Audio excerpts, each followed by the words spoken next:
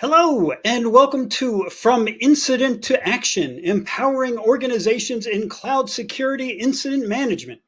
Today's webinar is sponsored by Sentinel One and produced by Actual Tech Media. My name is, as you've probably guessed, is Keith Moore. I'm from Actual Tech Media, and I'm excited to be your moderator for this special event. Now, before we get to the content, we do have a few housekeeping items that'll help you get the most out of this session. First off, we want this to be an informative event for you, and I'm sure it's going to be, so we encourage any questions in the questions box in your webinar control panel. Not only will we have team members responding to questions during the event, we'll also have a dedicated Q&A session at the end of the presentation to go over some of your top questions that come in. Now, that Q&A panel is also the place to let us know about any technical issues you might be experiencing. A browser refresh will fix most audio, video, slide advancement issues, but if that doesn't work, let us know in the Q&A, and one of our fine folks will provide further technical assistance. All right, up next. In the handout section of your webinar control panel, you'll also find a number of important resources, starting with a handout on getting started with Sentinel One. Make sure to download that now. It is full of great information. Now, in that handout section, which is right next to the question tab, you'll also find a link to the Gorilla Guide Book Club, where you can get access to Actual Tech Media's vast library of books on technology topics. There's also a link in there to the ATM Events Center, which has our calendar of upcoming events. We have a huge range of webinars on various topics, so you're sure to find many that probably scratch your technology itch. Look those over and sign up for future events. Now, third, at the end of this webinar event, we'll be awarding a $250 Amazon gift card to one lucky registrant. Now, you must be in attendance during the entire event to qualify for the prize. The official terms and conditions of today's prize drawing can be found in the handout section if you're interested in that very exciting reading. All right, finally today. One of the best benefits of attending any of our Actual Tech Media webinars is the opportunity to ask questions of our expert presenters. And to help encourage those questions, we have a special additional prize for you today, and that's another Amazon gift card for $50 for the best question. After the event's over, we'll look at all the questions that came in, pick out the very best one, and contact that prize winner. And with that, enough of the boring stuff. Let's get to the content for the main event that you've been waiting for. It is my pleasure to introduce you to our presenters today, Nicholas Davis and Laura Rowntree from Sentinel One. Nick and Laura, thanks so much for coming today. I'd like you to introduce yourselves, tell us a little bit about what you do with Sentinel One, and then take it away. Great. Well, hey, Keith, thank you so much for having us. It's good to be here, and hello to everyone on the line. As Keith said, my name's Nick. I'm the Director of PM here at Sentinel One for our cloud workload security offering. So securing all different types of workloads in production, from your Windows servers to EC2 instances to Kubernetes and containers, anything in between. I have a background in both security and sort of DevOps and observability, so it's nice to be here with all of you, and looking forward to sharing some cool cases, hopefully. Awesome. And like Nick, I am very happy to be here. My name is Laura Rowntree. I am part of Sentinel One's cloud security marketing team. I am not here to do product pitches, though. I love talking about the real challenges that folks are facing when it comes to securing their hybrid and multi-cloud environments. So we are thrilled to be with you today. And in our session today, From Incident to Action, Empowering Organizations in Cloud Security and Incident Management, Nick and I are going to go through some background on cloud security incidents, why they're happening, what the outcomes are to businesses like yours, and we'll go through a scenario and a live demo as well for you. So let's jump right into the root causes and impacts. But why? Why is this happening? Why do we continue to hear about these cloud-centric attacks? Well, there's three main reasons, maybe two that then intersect to make the third make a lot of sense. So attackers are increasingly focused on the cloud because that's where the valuable data is. According to market insights company Statista, About 60% of the world's corporate data is now stored in the public cloud. Even highly regulated companies such as banks and insurance and even some governments are going all in with public cloud and storing even their most sensitive data there. So second of all, adversaries are going after the cloud because there's a lot of low-hanging fruit. It's a relatively new technology, and security teams haven't totally figured out how to do the security architecture, the process, all of the things that need to go into building a really secure cloud footprint. And they say, Gartner says last year, that 99% of all public cloud incidents were the customer's fault. Only 1% was actually the fault of, say, the cloud provider in terms of infrastructure risk. And this is problematic because in the public cloud, you do have a shared security and responsibility model where you are responsible for what you put into the cloud and what you do in the cloud. So very handy for cloud providers that only 1% is their fault. But that makes it really appealing and easier for adversaries to get there. So when you mix having all the data that they want in the cloud and a lack of expertise in many organizations in terms of securing it, it makes it a very attractive surface for them. And as a result, 80% of companies have experienced a cloud incident in the last year, according to IDG. And I mean, those are only the ones who are willing to put up their hand and say that. And a cloud security incident, of course, can range from something fairly minor to something that is headline making and really reputationally damaging. So why is this happening beyond it being an attractive place? What's causing the actual cloud security incidents? And a lot of this information is taken from experience that folks on the Sentinel One teams have had in working in incident response, as well as some really great public references as well. So based on these sources, the top root cause for cloud incidents, especially public cloud, is misconfigured cloud resources, with publicly accessible ones being the worst offenders.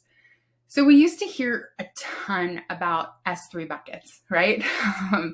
Accidentally left public, misconfiguration. But I'll say that, AWS has done a really great job of tightening this up. It's pretty difficult these days to spin up a bucket and accidentally make it public. So where folks have been focusing more in terms of attacks are Elasticsearch or OpenSearch instances that are hosted on the public cloud. And I should say that we're talking about AWS here a lot as the example because this is public information. But based on our experience, based on what we hear from customers, there's no reason to believe that it's any different regardless of the public cloud. So Elasticsearch and OpenSearch have been the new kind of target for misconfigured resources. And actually, a year ago, the first day of RSA, you might remember that hackers ransomed over 1,200 exposed Elasticsearch databases that they found across the internet to make some industry relevant news there. Okay, so the second most prevalent root cause is compromised credentials. And there are several ways that credentials, such as your cloud access keys, are typically compromised. The kind of low-hanging fruit there are finding credentials accidentally hard-coded into public GitHub repos or private repos that the attackers have gained access to. Access keys are also commonly shared via Slack channels, and nobody's security team would say this is a best practice, but it happens as things do. So we actually see that attackers are looking to gain access to Slack workspaces in order to try and track down these credentials. And the final kind of element of the credential compromise is typically around disgruntled former employees who either have, long-lasting access to keys that just don't expire, and then they maliciously go after their former employers. Third most common cause is web apps that are hosted in the cloud that have exploitable vulnerabilities. And those are kind of the magic combo for folks that are particularly using machine speed to try and attack, looking for public resources and then trying to line them up with those exploitable vulnerabilities that they have access to. So these can be vulnerabilities that are associated with commercial software, and we'll walk through an example of that, and Nick will go through that in a little bit, or with open source software, such as Log4j. And exploiting these vulnerabilities allows an attacker to get root access to the underlying machine, where they can then install the malware and try to escalate privileges or move laterally. So those are the clear top 3 root causes, but there are 3 others that I think we should all be aware of. One of these is lack of proper security tooling. So, for example, compromises of AWS IMDS-v1 was a typical way that attackers were conducting server-side request forgery attacks. And this attack could be effectively mitigated just by upgrading, right, your EC2 instances. But many folks aren't doing that either because they weren't aware, they didn't know how, or maybe a perceived lift of having to maybe re-architect some elements to make that versioning work.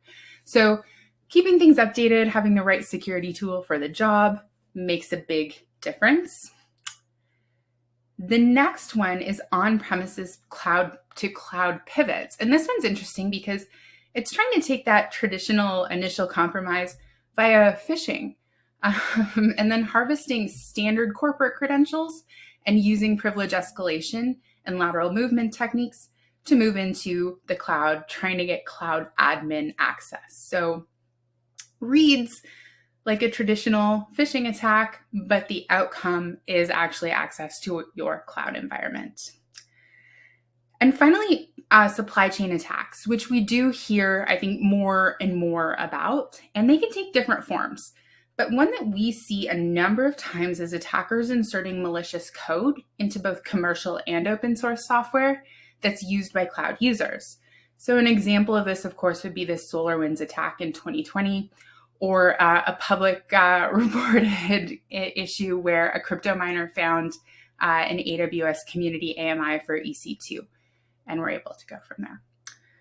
So root causes from human error to really malicious, inclusion, some very traditional attack techniques, as well as modern. So it runs the gamut here. So we know why, what's going on, what's the impact to business, and this is the one that we're really concerned about. We want to help folks take care of. So one of the most common types of attack that we're seeing is crypto mining. And crypto mining, installing software that steals compute resources to power the crypto mining effort. An example from 2021, there was a publicly reported case, again, no secret information here, where a crypto miner in 15 minutes drove up a $45,000 Lambda bill in 15 minutes for $800 worth of Monero. So great margins for the crypto miner, and very little payout though, but it didn't matter to them because that is on somebody else's bill. The most probably risky to a business impact is double extortion ransomware. And this is where both the data in your environment is both encrypted and exfiltrated and held for ransom. And what's really terrible about this is that you've lost control of the data, right? You don't know where it's been, who's had access to it. And even if you pay the ransom, has it already been sold somewhere else? So really tricky. So we'll dive into ransomware in more detail, as well as a play-by-play explanation of a real attack that SentinelOne investigated recently. Next up is data theft, and that is typically where attackers are slurping out data stored in S3 buckets that were, again, accidentally made public or were accessed in some other way. And this can include more targeted attacks, like they could really be looking for corporate IP or things like PII or credit card data that they're going to sell on the dark web. As an example of this, in June of just last year, a former Amazon employee was convicted for her role in the 2019 Capital One breach. So while she was working for AWS, she exploited her knowledge of cloud server vulnerabilities at Capital One and more than 30 other companies. And she stole the personal information of over 1 million people, including PII, like names, date of birth, and social security numbers. Denial of service and distributed denial of service attacks are not new. Both of these are focused on disrupting your business operations. And of course, that is costly in terms of efficiency. And it's increasingly costly as well, because on public web applications, consumers these days or customers are aware of this. And often people will report that they suspect somebody is going under a DDoS attack. So there is a reputational risk with that one as well. And this is done, of course, denial of service is done via internal access to systems. DDoS is done via external flooding of any publicly exposed endpoints or web apps. This type of attack is increasing in the cloud. In 2022, AWS reported a 34% increase in these types of attacks from the year before. And finally, in terms of impacts of a breach, there's customer breaches. And this is where the attacker isn't out to get you, but they're out to get information or access to your very valuable customer's cloud environment to then attack them. This is incredibly damaging to your relationship with your customers, but of course also public reputation. And the SolarWinds supply chain attack is an example of this. But another one that's common is, installing botnet malware in a cloud environment to then conduct botnet style attacks like DDoS credential harvesting against others, and then increasing the usage of the cloud to connect and manage IoT devices is just becoming so common. And SentinelOne, both our labs and our research and our threat hunting groups are finding a ton of Mirai and Mozzie botnet malware in cloud environments, really focused on IoT use cases, again, trying to get back to your customer's cloud environment. So what are some real world cloud incidents? Well, I talked a little bit about SentinelOne doing research and having labs and lots of teams looking into this. And one of the key sources of information we have is our Watchtower managed threat hunting service. And Watchtower is a globally distributed team, which is so important because so much of what goes on in this kind of malicious attack space is regionalized, or there are language-specific requirements. So by having a geographically diverse strong presence, that helps us understand this space and the attackers a little bit better. So this team is made up of security researchers, malware reverse engineers, and threat intel experts. And they are continuously hunting the tools, tactics, practices, and IOCs associated with the APTs and ransomware groups and other cyber criminal activity. So in 2022, they looked at over 8.5 million behavioral TTPs and atomic IOCs, and they tracked over 50 unique ransomware groups. So this organization is keeping tabs and doing research on a lot. Another key source of information here at SentinelOne is focused on real-world attacks. And this is our managed detection and response service called Vigilance, so Vigilance MDR. Watchtower that we just talked about is more about hunting for threats that's outside the scope of our current threat detection logic, but Vigilance is actively triaging, investigating, and responding to threats that our cloud workload security and our endpoint security products do create. And here's data from one specific Vigilance customer. So for this customer, over the course of a year, because of the increasing number of attacks, there were 1.1 million storylines created. And a storyline is what SentinelOne does to link a set of OS events that are associated with a potentially suspicious activity. So we try and tell one story based on lots of information versus serving up a bunch of unique alerts. And we help you connect the dots, basically. So from these storylines and other detection logic, for this customer, we were able to narrow it down to 21,000 actual threats that required attention. 15,000 of those were threats that were automatically blocked through automated response actions. 6,000 required further investigation, and only 32 were ultimately escalated to the customer's SOC as likely incidents. And this saved the customer an estimate of 7 full-time equivalent employees if we assume that every investigation per threat was an average of 10 minutes. And we know that's very low in some cases, and maybe that's a little higher in others. But this service is used by thousands of customers, and the benefit to SentinelOne and our customers is that we're able to aggregate the data and the learnings from this service, which is really powerful. And we know from our customers that ransomware is the top cloud concern for customers when it comes to security. So we put extra attention on tracking ransomware activity. And that's because it's growing. In 2022, there was an estimated 27 billion in ransomware payments. And this isn't something like GDP that's really easy to estimate, right? This is the best estimate globally. 27 billion, that is on par with huge organizations like a MasterCard or a PayPal. But the margins on this $27 billion is incredible, and that's what makes it so attractive to attackers. The average request for ransom is approaching $1 million now, 848,000 US dollars, with reported payments typically being more in the 10K to 100K range on average. So not only is it growing, but there are names that are getting bigger in this space, and they're almost doing brand building there. So the top 3 ransomware groups we see are Lockbit, Hive, and Black Basta. All of these released ransomware specifically targeting Linux systems running specific versions of VMware. And this is concerning because a lot of organizations think that, cloud might be inherently safe, or that Linux is a little bit safer to use.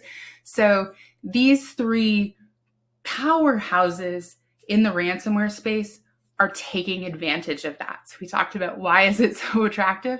It's because people aren't thinking about securing it. They don't know how to do it. And the valuable data is there. And they're relatively new. So the FBI only began investigating Lockbit in 2020. So the growth is huge. And you can see here, they're very confident in their operations. They are running guerrilla viral marketing campaigns, paying people to get their logo tattooed. And they run their own bug bounty program where they've paid from $1,000 to $1 million for finding bugs. And it's not being used for good. So it's a really interesting space, and it's not surprising that customers are so concerned about ransomware. So here are some examples of specific attacks that our Watchtower and Vigilance teams have investigated, along with the Sentinel Labs threat research team. So a couple of months ago, we released a comprehensive research report on AlienFox. They're calling it the Cloud Spammer's Swiss Army Knife, because they have this comprehensive toolkit that comes in a package distributed on Telegram as a way for threat actors to harvest credentials like API keys and secrets from really common web services, targeting content management systems. I'm a marketer, so this one gets me right in the heart here, because we're using these. Most organizations are using these publicly. Things like Joomla or WordPress or Drupal that are just really commonly used, hosted on cloud service providers and private cloud. The next one is Doki malware, which has persistently evaded detection by many vendors for months. And the malware starts by scanning the internet, again, for publicly accessible and vulnerable Docker containers. And then the attacker uses a curl call to mount a container. They're aiming to achieve that remote code execution on the host, like most, and then they leverage Docker API create to set up their own containers. When they have a legitimate Docker image with curl installed, they're able to use bind configurations to get to the root directory of the hosting service or the server. And then when they get there, they've already managed to execute the remote code. They have different options for implementing persistence methods to overcome the challenge of, the ephemeral lifespan of containers. So they're in there good persistently. Dark radiation, newer type of ransomware, again, targeting Linux and Docker cloud containers, making it particularly concerning to enterprises who are building their business critical apps there. Dark radiation is tricky because it's written entirely in Bash, which makes it difficult for a lot of security solutions that are relying on static information to identify that as a risk. And there is a demo that Nick will show you of dark radiation in just a minute. And finally, we have Icefire. And I'm going to hand it over to Nick to go in depth on this one. All right, great. So let's talk about this a little bit. And, Laura has been talking to you all about a lot of statistics and data and research that we have at SentinelOne. I'm going to continue that trend. So we're going to go through a real life incident. This is a play-by-play of actual ransomware attacks that happened to an anonymized victim that was picked up by our Vigilant MDR service and responded to appropriately. I think there's some really interesting tidbits in here, and we'll take questions on it later. But let me just sort of set the stage up front, and then we'll continue. Right. So the setup here is pretty standard. Right. So our anonymized victim, it's a digital native business, probably very similar to a lot of you here on the call today. And they do business globally. They've got employees all over the place, as we all know, work from home, and remote work is very common. And, being able to do business across the globe is easy these days, unlike it was however many years ago. But, and so, as you might imagine, this company, they've got like a corporate network or an enterprise network. And in that network, they might have laptops and workstations, maybe some servers. And as part of running their business, they need to be able to share information, just like we all do, right? Whether it might be contracts or requirements with customers and vendors, or just across the employee base, right? Sharing documents back and forth as you work and build your companies and your businesses. And to do this, the company has set up a file server.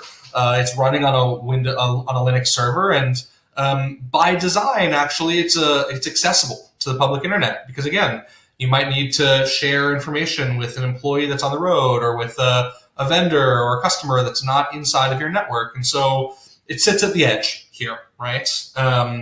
There's nothing, for whatever it's worth, there's nothing inherently bad about this setup, right? Like, this is actually set up based on the requirements of the business. There's nothing particularly terrible or scary about this. The problem is keeping things up to date and making sure your security is patched all the time is hard. And it's especially hard these days when we see attackers automating at scale reconnaissance and attacks. So let's go through that a little bit. So in this particular case, a vulnerability was released. And for whatever it's worth, again, there's nothing new or special about this either. On average, 68 new vulnerabilities are published every single day. So it's not surprising that a vulnerability was discovered on the victim's file server. And in this case, the vulnerability exploits a bug in the file share software. So in this case, it was an IBM Aspera Fastpex file sharing server. And the vulnerability was a YAML deserialization bug. Deserialization, super common. For anyone in the AppSec space, this probably sounds really familiar to you. It's in the OWASP top 10, which is the sort of ranking of top 10 application level attacks. So, an attacker can exploit that. What makes this particularly difficult for defenders is that when they exploit this, the other end of the attack is essentially code execution, right? So an attacker can then remotely execute code on this file server. Look, these things happen. We find them, we patch them, we update them, we go forward. What makes this really interesting to me is the speed of identification from the attacker perspective, and the speed of initial exploitation. So From the time that this server became vulnerable to the time that it was scanned by some automated reconnaissance scanner by the attackers was very, very, very quick. We're not talking days, right? Like we're talking intraday, maybe even hours. And so, as I'm sure some of you know, attackers are constantly scanning the internet at scale for known vulnerabilities that they can exploit. And so in this case, the Linux file server was picked up, as you might imagine.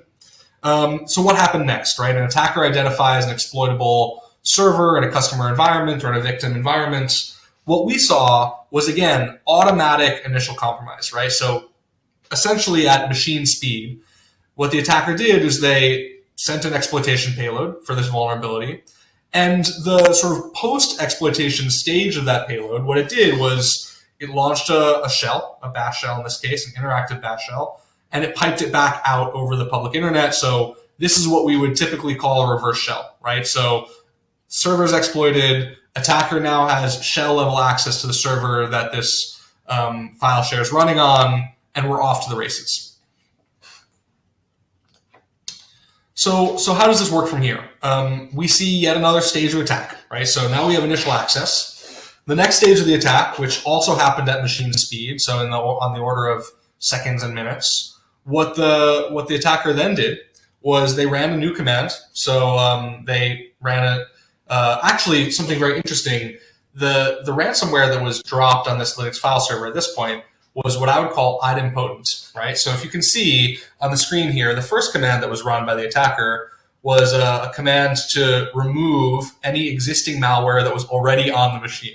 Whether it was exploited previously by the same attacker or a different one, we don't know, but I find that very interesting, and I think that speaks to the scale and volume of these types of attacks in the environment, that attackers need to essentially clean up previous attacks before they start a new one every time they exploit a box.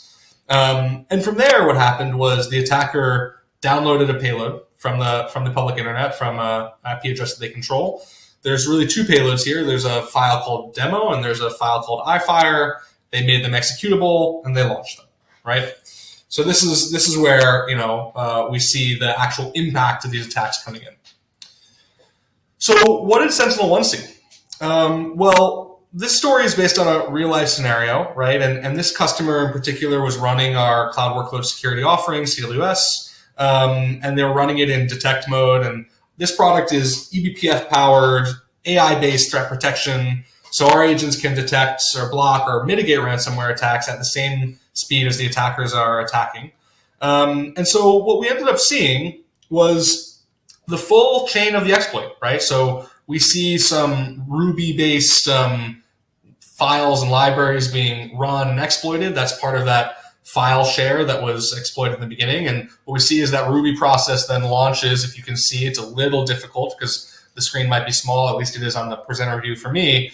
It launches that initial bash shell, which launches that reverse shell, and we immediately caught all of that activity. And we immediately viewed it as one large storyline, like what Laura was talking about before, right? So this isn't just individual stages of an attack that you have to string together yourself. We understand the chain of events and the attack that's happening and the path that it's taking, not just the individual indicators of compromise. Now, at this point, if Cielos was in protect mode, this would have been stopped immediately, right? We would have killed these processes and quarantined them from the network. When we see the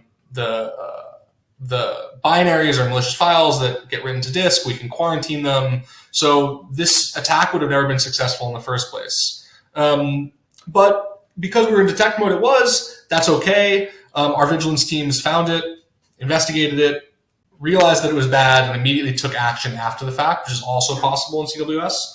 So they can kill those processes post hoc, they can isolate things from the network, they can quarantine files on disk, so on and so forth.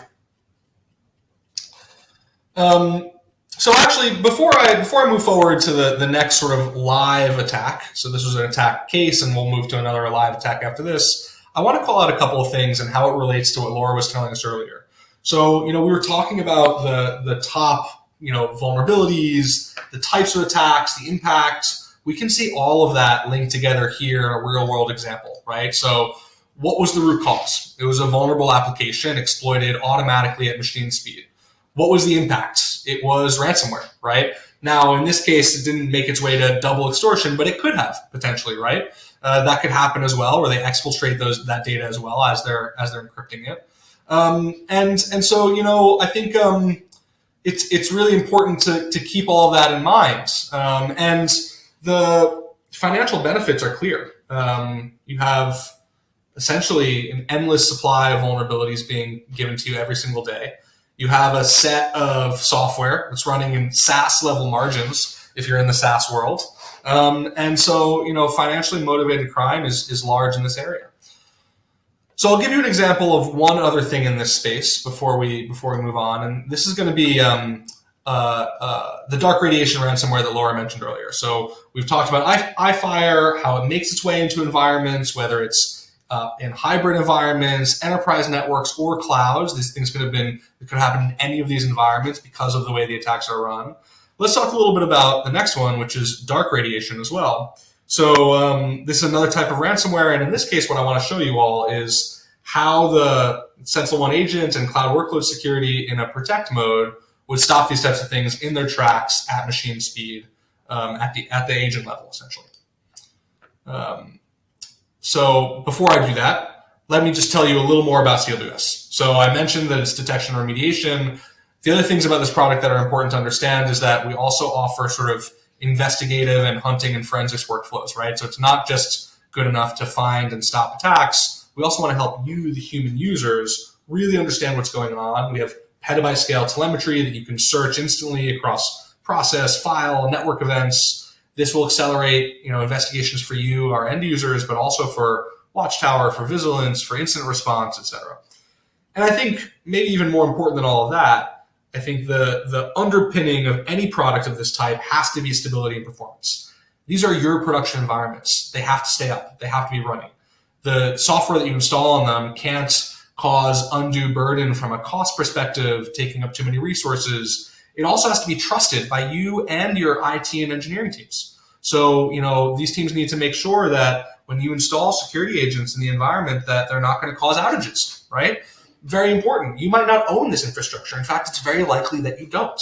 So building trust with those other teams is just as important as staying secure and having best in breed, you know, security technology as well.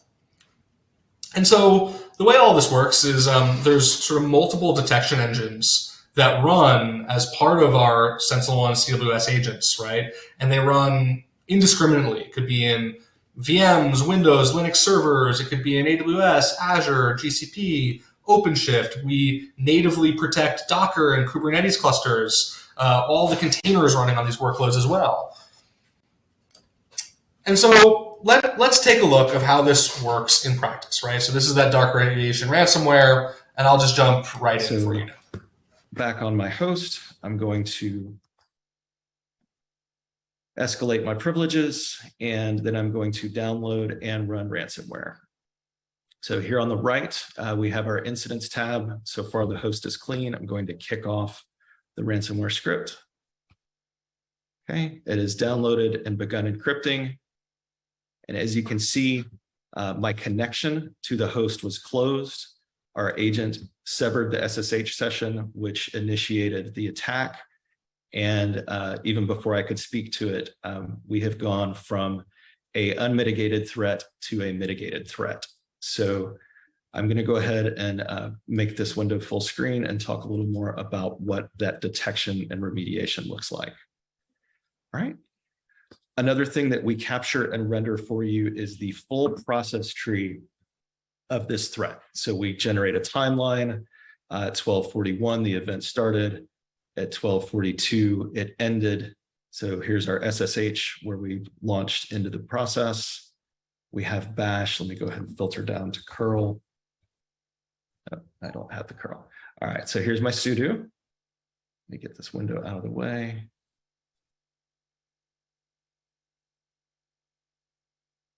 And you can see and drill down into all of the individual bash processes that were spawned and the OpenSSL. Sorry, I made that full screen, didn't mean to. So for each individual file, we have the OpenSSL command that was used to encrypt it, the password, the input file, and the output file. We also have our deep visibility view and storyline, which we know this was the last hour. We have not spent the last 2 weeks together.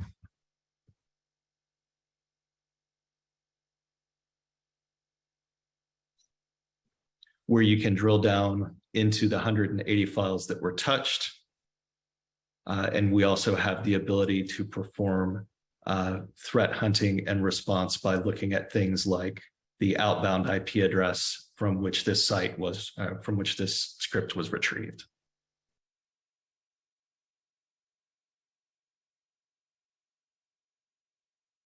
All right, so shout out to Travis for taking us through that. Thank you very much, Travis, even though it was pre-recorded. So hopefully that gives you a very quick snapshot of how you would actually use this in product. I think that's always very important. I think that pretty much concludes all the information we have to share with you. I know that there are a bunch of questions that you all must have, so maybe what I'll do is I'll pass it back over to Keith and we can take it from there. All right. We certainly do. Thanks, Nick. And Laura for a great presentation. Just really good stuff, giving us an insight into something that is more pressing than ever. So this has been so useful and a great demo too. So let's get to some questions. We do have time for a few after all. I will let you decide who is going to take what question. First question for you. Is daily side scanning like in a CSPM, so a cloud security posture management platform, is that sufficient to protect against malware? What do you say to that? That is a great question. Maybe I'll take this one. So, I think the important part is, look, there's a lot of things that we have to do to keep our environment secure. And I think that having posture management, being able to find risks and misconfigurations before they're exploited for attacks and for sort of mission impact of these attackers to the detriment of you and your organizations, very, very important.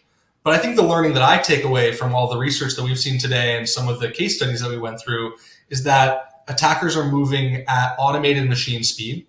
And so periodic scans out of band of these workloads won't give you enough reaction time to respond. And side scanning is incapable of doing any sort of protection, right? So active protection and blocking. So for those types of reasons, I think it's really important to also have real-time, runtime workload protection and threat protection in these environments. For sure. Okay. Go ahead, Laura, were you going to add something? I was just going to say both, right? Defense in depth is the ideal strategy, real-time, runtime all the time. Yeah. For sure. Absolutely. Okay. Warren wants to know, will AI play a role in your product to help minimize these attacks? So what is SentinelOne's use of AI, I guess, is what he's asking. Awesome. I'm going to hog this question as well. I'm sorry, because I'm excited by it. So this is a great question. Look, if I work backwards, SentinelOne was founded on this concept of AI-powered security.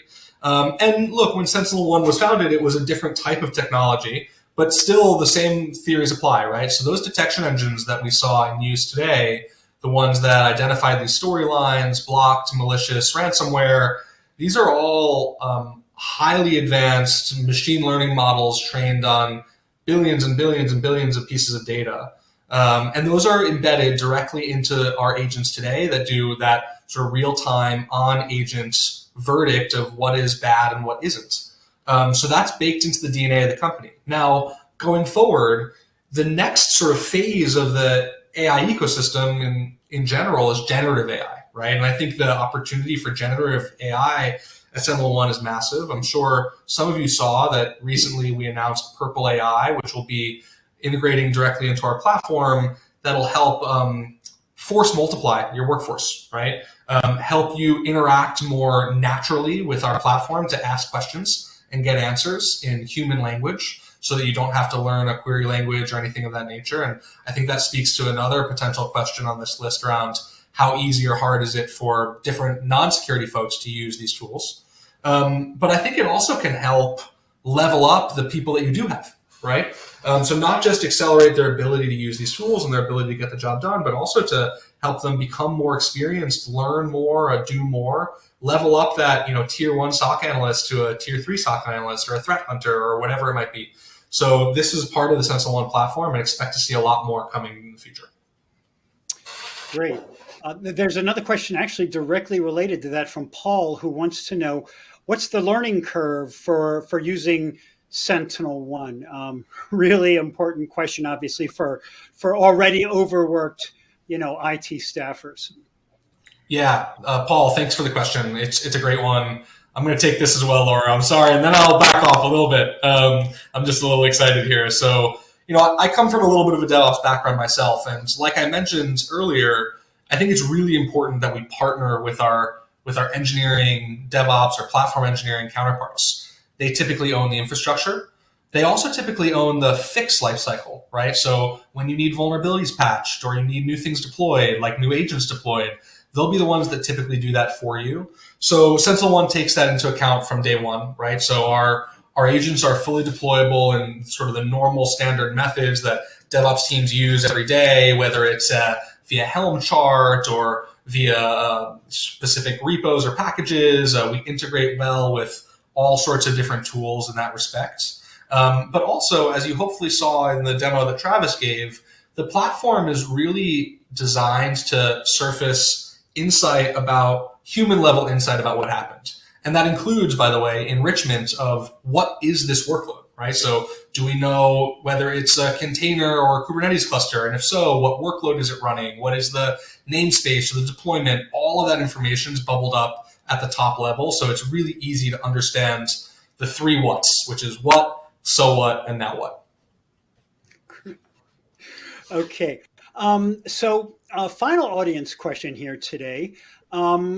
And either one of you can take it. So, Laura, if you want to, grab this before Nick swoops in, feel free. Otherwise, Thank you. So, when you're out there in the market, how do you differentiate what SentinelOne does from the competitors out there? And we all know you're not the only vendor in this space. What sets you guys apart?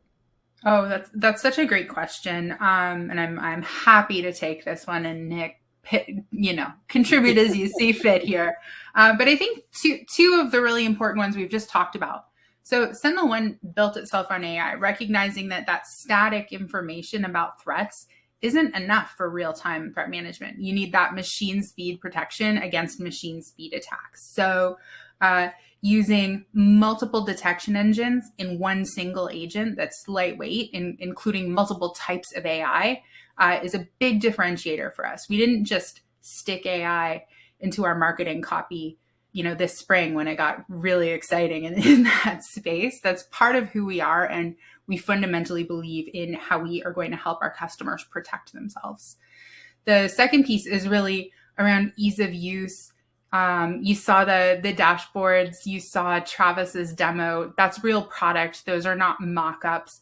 Storyline is an incredible way to go from, noise to true signal to answer the 3 whats, to Nick's point. And I think one of the third pieces from the folks who are actually, responsible for deploying a solution. We know budgets are tight right now. We know security is important. Nobody can afford shelfware. And a quote from one of my favorite SCs is, you can deploy it and it works, which is sometimes a differentiator. And part of that is because we have built this detection engine using the eBPF architecture background. And that gives you scalability, stability, agility, and security performance while still having that low operational overhead. We're not going to slow you down a ton or drive up your cloud costs with this. This has been architected very intentionally this way from nearly the beginning of SentinelOne protecting cloud workloads as well. So we've continued to invest in that and make it easily deployable with high security value, low overhead. And another benefit of this approach is that you get a little bit more telemetry. Like Nick talked about, more about what you're looking at when you need to look at it. So those are kind of the 3 big reasons I would say SentinelOne, wins over our prospects and customers and helps keep them secure. Absolutely. All right. Great questions from the attendees today. I love to see them really engaged like that. You can tell that that the material is reaching them and that they understand the issues here. So, final thing for you. This is a chance to tell us if they're interested in Sentinel One and if they want to take the next step. What should be the very next thing they do? Yeah, so we've got a link there in the handouts where you can get started to learn more about Sentinel One. We have lots of resources and information if you want to do additional learning at your own pace, or if you are ready to get hands-on with a POC or a demo, just fill out a form and we'll absolutely be in touch with you. All right, terrific. Well, Laura and Nick, thanks so much for putting together an outstanding presentation. For your insights in the Q&A. It was just a real pleasure to talk with both of you today and find out more about this space and more about Sentinel One as well. I really enjoyed it. Thanks a lot, Keith. Thanks for having us, and thanks for an excellent emceeing. I really appreciate it. Absolutely. Thank you. Thank you. All right. Well, that is a wrap for that presentation and for the Q&A, but we are not done yet. No, indeed. We got to give away a prize here. And that's what we're going to do now. We have got the Amazon gift card prize drawing. As I mentioned at the outset, you do have to be present for the entire event to be eligible to win the prize. And the winner of the $250 card for today is Mark Che from Iowa. Congratulations to you, Mark. We will be in touch to get you your card ASAP. And that's all we've got for you today for this particular event.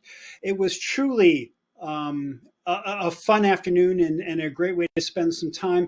And on behalf of the actual tech media team, I want to thank Sentinel One for their presentation and for making this whole event possible. To you, the attendees, thank you so much for being here. Thank you for your time and attention to the material. I hope you learned a lot. I know I did. And I hope to see you in the next one. So that concludes the event. We're out of here. Have a great rest of your day.